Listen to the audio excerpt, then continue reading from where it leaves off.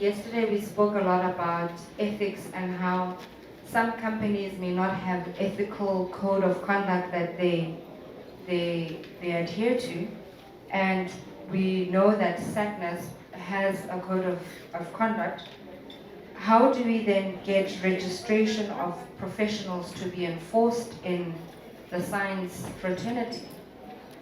For Professor B, I want to ask, maybe because my bread is buttered in the science, maybe I've noted that engineers in South Africa seem to shy away from PhDs when compared to scientists. Why is that happening? And also, does the difficulty with EXA registration for engineers have an impact on the certified engineering numbers, and how can this be improved to ensure more qualified engineers? We'll start with Ms. Grobler to answer the two questions. Well, your question around fusion degrees, it has always been very difficult to register those people, but we're starting to get our heads around how to handle them. The ones that are still within the natural sciences, but they have a fusion, we are starting to register them in one or both of the fields where they are working, mostly. But it's a bit of an individual case thing. The difficulty still comes with the people who step outside the natural sciences, because then we haven't quite figured out how to handle them, or they tend to get a lower level of registration. The second question, SACNAS is busy at the moment working with the South African Police Service around enforcing the fact that scientists who are practicing have to be registered. Because it is a criminal situation if you're not registered. We can't actually enforce it. We have to work with the police service, so we're busy drawing up a memorandum of understanding with them. That answers your question.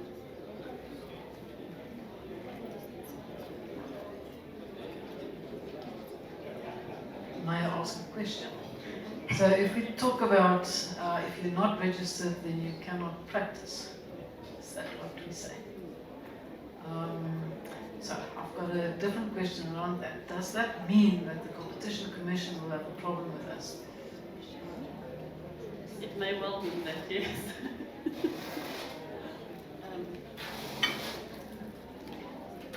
So that is something that we have to look at carefully. Do you limit people from practicing by saying they have to be registered, but at the same time you have to enforce, the law. The law says we don't have doctors who are not registered practicing medicine. Okay.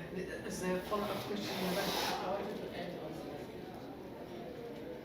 Also, while he adds, may you please also answer your two questions? Oh no, she's counting. Why do engineers shy away from PhDs in comparison with scientists? I think the number of jobs that are available for engineers to walk into straight after the first graduation, and especially their masters, just makes that it is too expensive for them to actually stay on to do a PhD. And that's one of the challenges we have, is how do we keep good students if we can't provide them with a proper bursary or some kind of a scheme so that they can get on with it, finish it, and then go out to work. It is actually only a question of finances in many ways. That does not mean that they are not enthusiastic about what they do. And many of them get married just after their first degree, so there are additional incentives to start working. In terms of the registration for with EXA, it's actually not a big problem. The criteria are very well defined, and you have to comply. So I don't think there are extra more things that they have to do for the applications to go through. And I would say that the candidate engineers who need to register or feel that they need to register, because you don't have to if you really don't want to. We went through the Competition Commission thread. So it's, I think, if they have where they work a mentor who is a professional registered person, or even in a company next to that, so we've got lots of students that we mentor or young graduates who don't work for us, but they work in a place where there are not registered people. And if you take them through their steps and they apply, they can all register. So, but you must comply with the entry requirements, otherwise it does not happen. And often, like we all are, if you get rejected the first time because your experience did not quite match up to what was required, then of course you're upset. And then you blame X, rather to look to yourself and say, I should really have done a little bit more of this, a little bit more of that. Because the criteria are absolutely clear, and it's not that hard to do that. Okay, I wanted to end on the issue of the Competition Commission. I'm wearing a Scarce hat now, assisting Jessica with this one. What we did, we have a draft Scarce amendment bill, which is in Parliament. We have taken it to the Competition Commission and discussed the elements thereof, so that there are no anti-competitive behaviors in the bill. So you won't have such problems if the Competition Commission have already gone through the Act. So that's just to say. But if you remember in his inauguration, President Ramaphosa, he said, we urge professional bodies to act against people who are practicing without registration. So the role of regulators is very clear in South Africa. There is no question about that. It is to protect the public. You cannot go to a medical doctor who tells you that I never studied medicine, I'm not registered. I mean, obviously you walk away. Unless it's a sangoma, of course, I don't know. Thank you. Good afternoon. My question actually goes straight to Jessica, SACNEPS. If I heard you correctly, you said if you're not registered, according to the law, you should not practice. But let's face the reality of South Africa. My understanding is that those who are practicing science, you have people who are for example, those who are doing environmental impact assessments, being private. Sure, those would be compelled to register. But you have government departments, you have got institutions like CSIR, Medical Research Institute, and many. My question then arises to say, what is the level of compliance in South Africa? If that is the law that if you don't register, then you don't practice, including universities. And so, what is the level of compliance? And do you have within SACNEPS mechanisms for monitoring that people are complying?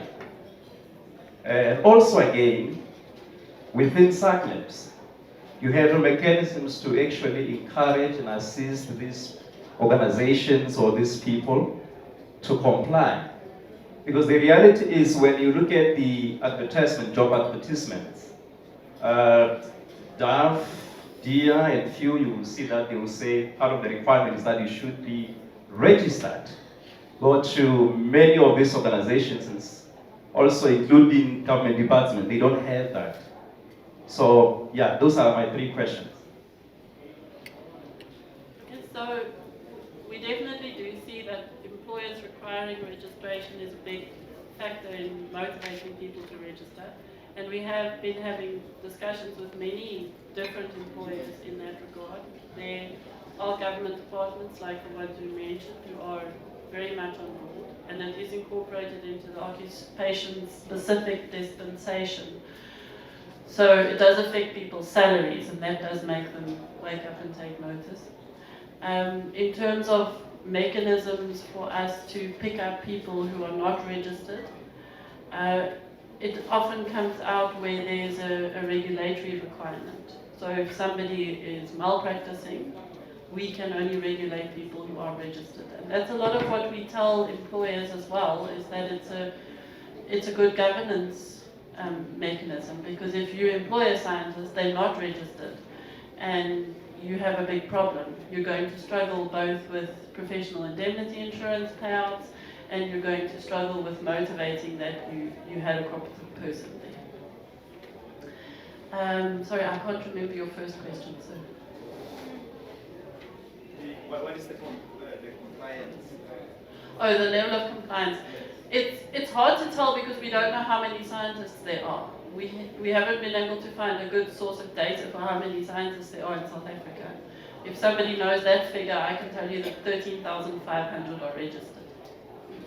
And which percent, how much percent? Well, we need to know what the total is to calculate the percentage.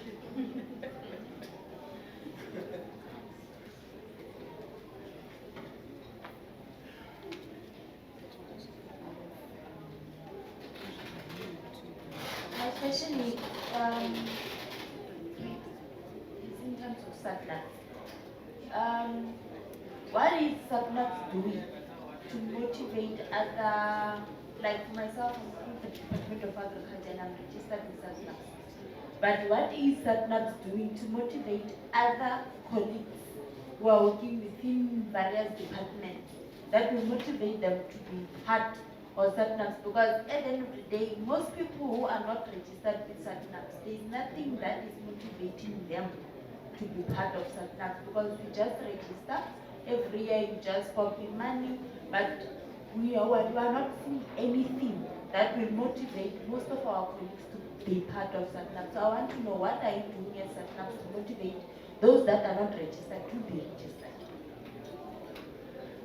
I think there are a number of benefits to being registered. You get access to a network of professionals. We're looking at adding more access to that in terms of finding mentors and helping you grow professionally. And it's a stamp of approval of your competence.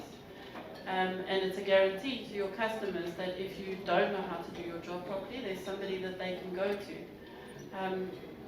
But I think one also needs to bear in mind that we are a regulator. So it's not a service that gives you a benefit and that's what you're paying for. You're paying for a legal compliance and for the fact that you're regulated. And in fact, in comparison, our fees are a lot cheaper than a lot of other councils. What's very interesting is if you look, for example, at the accountants, they don't have to register by law, but a lot of them do. And that is all built around the prestige that is connected with being registered. Thanks. My question is directed to you, Jessica. If government, like the SATNAP's registration is is becoming compulsory, or it's compulsory, why government is not subsidizing registration? Because the 800 Rand, I think it's too much for someone to pay that money for a year, if you know what I mean. SACNASP is self-funded, so government doesn't, we are funded by the registration fees. Government does support projects that we do, and we get some project funding from government. I don't think it's generally a model that government supports professional bodies in that way. I mean, the Health Professions Council, the doctors pay their fees, and that's how it's funded. So I'm not sure, why we would maybe need someone from government to answer if there's a motivation for there to be a different model for science. I just want to also make a few comments on, I know Jessica gave a very good explanation of the questions, and I'm not surprised everywhere we go on behalf of SACNAPS, these are the questions that we receive. I indicated earlier we have submitted a new bill to the Parliament. The reason being the current bill that we have, it is focusing only on the regulation, on the compliance side. The new bill that we've submitted is focusing on the enabling environment for science. So we were advised by the former minister that your bill is only focusing on the regulation. You need to rewrite it and focus on the enabler. If you read the white paper on science and technology, which was approved May this year, it says scientists who participate in science engagement activities will be rewarded CPD points by SACNAV. SACNAV is there on the white paper. So you could see that now already the government see the role that we must create an enabling environment for scientists. I'm surprised by somebody from DAV because I get a lot of queries from DAV. Those who are at DAV, who are not registered with SACNAV, they cannot even get promotion because they don't have OSA. So that is an enabler. So you cannot say you don't see the value, whereas your promotional work is contingent on the registration with SACNAV. We are engaging with all government departments from DHEAD, SAPA, CHE, to also to ensure that we enable this. But the biggest benefits that we see, it's also addressing the issues that are discussed in terms of OIR. What are the competencies or the graduate attributes of the future? If you have already graduated in BSc or in bioinformatics, you cannot go back to university or do your BSc 4 years. But you need lifelong learning experience to capacitate you on the newest things. And that's where SACNAV comes to place with our CPD program and our CMP program. And DSI is funding us to develop those things. So in future, you will see there will be a lot of changes. We are focusing on the enabling, on the enabler than the regulations. Lastly, I get very much worried personally, I don't need to be rude.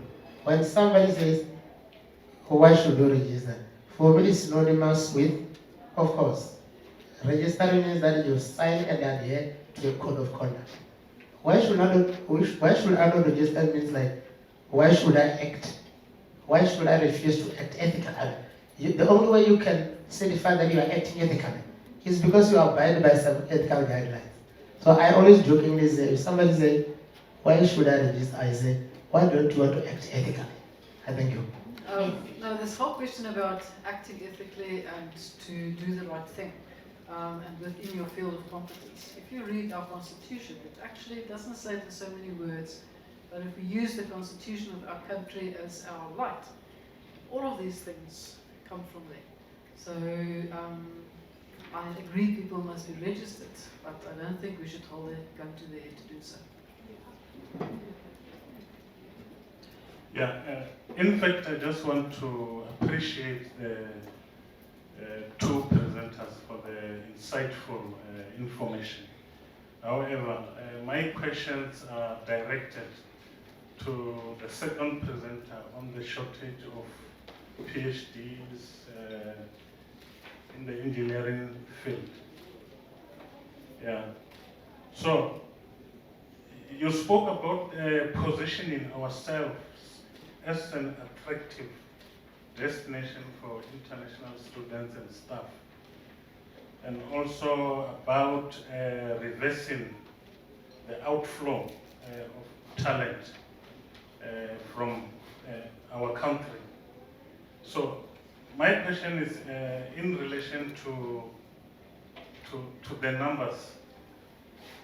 Like for example, if the NRF presentation yesterday is anything to go by, if you remember the presenter yesterday on the NRF, he spoke about people coming from outside who are funded by the NRF. Sorry. But after completion of their studies, they had to go back to their countries. And then now today we are talking about reversing the outflow of this talent. I'm not sure how we're going to balance this. And the other question is around, is just to get your view on the chairperson of the Portfolio Committee on Higher Education and Training. I think around August, he made a pronouncement about introducing a quota of foreign students and staff in South African universities. There was a lot of opposition from some of the vice chancellors regarding this direction. So I just wanted to get your view around that. Sorry. And then my last question, still on positioning ourselves as an attractive destination and reversing the outflow of talent. You spoke about lack of supervisory capacity, lack of adequate funding, and also infrastructure that is very expensive.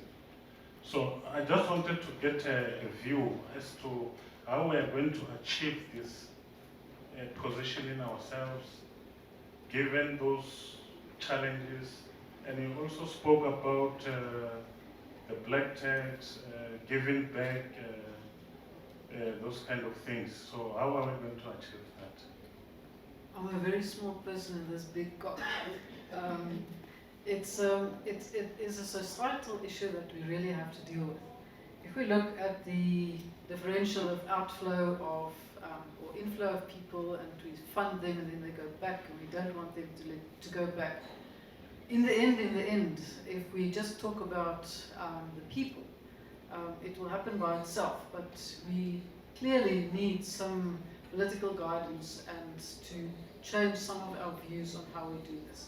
And I know it's a very complex space, but we have to put all our cards on the table and understand what are we getting when we bring people in with other backgrounds. And it's always true, if you try to solve any problem, the more people you have with different types of background, different types of approaches to whatever you want to achieve, the better solution you will get. So if we think that we must only look at ourselves, this is the inward-looking thing, we will stop being part of the whole continent, we will stop being part of the whole world. We must, I've worked all over the world, so I'm always fascinated that we don't want to work with people or wanting them to go away after they've studied here. We really need them here. We train them, and we need to get them here to help us grow our economy. We don't have enough people who can do that. And to say only South Africans can do it, it's not true. We really need everyone who wants to be here, who wants to grow this country, to help us in that effort. The other thing about the introduction of a quota for foreign students and staff, that actually goes together with the first point. I understand that some people feel there are maybe too many, but we are all in a transition stage. I think if one looks at any process, if you introduce some kind of a step input onto that process, it takes a while, depending on the nature of the system that you've got inside, when it will reach a new stable state or a equilibrium state. And I don't believe we even have touched on where that is.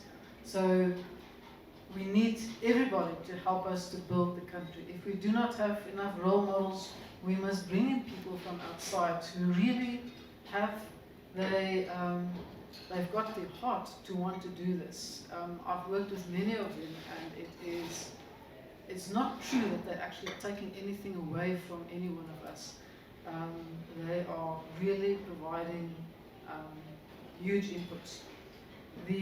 So my personal opinion is, I don't think that's a good way of solving a problem. We must rather fix what is wrong than trying to limit other participation. And then in terms of the lack of supervisory capacity, for instance, I think the universities, they all have various projects to work on that. If you think about the NGAP type of things to raise young people to become academics, because why would anyone want to become an academic? That's always the first question we have to ask, if there are many other jobs to do. Some of us do that for the public good. But if we take these projects and we make the world really interesting with a very nice environment, with enough toys, and sometimes we don't need the most expensive toys to do something. South Africans are extremely creative. I've seen in many other places in the world where you go to the laboratory and you see these fantastic things, and they don't have really fancy equipment. Some parts of that may be expensive, some of them not, but generally we use our ingenuity to measure certain things, to do certain things, and just a small little thing, if you've got all the equipment in the world, you cannot be as creative as if there's some deficit in your output or in what you've got. So it's not the best answer I can give you on this, but I think we can work this out on how we're going to capacitate universities with more supervisory capacity. I think what we do sometimes is also to overcook what we are producing, the PhDs and the masters, and if we get that right and we start supervising in groups, when one has quite a lot of students that you've got to supervise, we've used a methodology of doing that in groups with similar interests, and in fact it works wonders because they start to talk to each other. It becomes really an extremely interactive and very enriching type of conversation. But yeah, I acknowledge we've got lots of things we have to do, but we cannot say government must do this and somebody else must do that. Everyone must do the little bit that they can do.